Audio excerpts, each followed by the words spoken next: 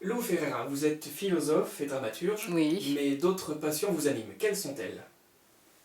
Eh bien écoutez, les autres passions qui m'animent, il y en a tellement, mais celle qui nous concerne, en tout cas qui fait que vous soyez venu me voir, c'est les salons littéraires. J'ai créé des salons littéraires en 2006 à Paris dans le quartier latin, et là je les reprends dans les Pays de la Loire.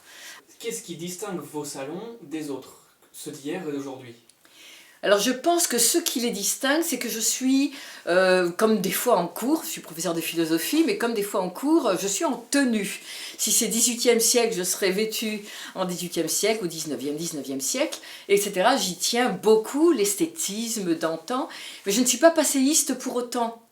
Donc ce qui les distingue, c'est d'abord la théâtralisation de la philosophie, de manière à ce qu'on ne s'ennuie pas.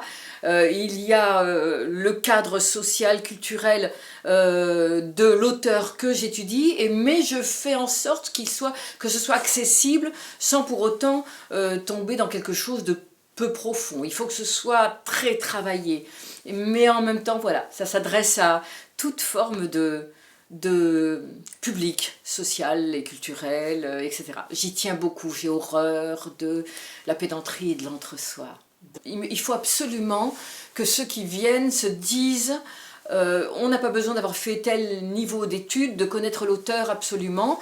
Je suis là pour leur présenter. Mon côté dramaturge me donne envie de faire jouer à un comédien quelques scènes qui font revivre et ressurgir les auteurs comme s'ils étaient là un peu.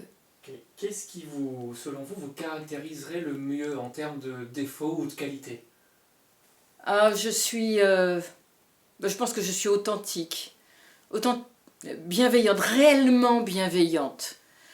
Et si on devait m'attribuer un défaut, il y en a un qui est très, très clair, c'est j'ai une aversion pour l'autorité, une aversion pour l'autoritarisme, malveillant celui-ci.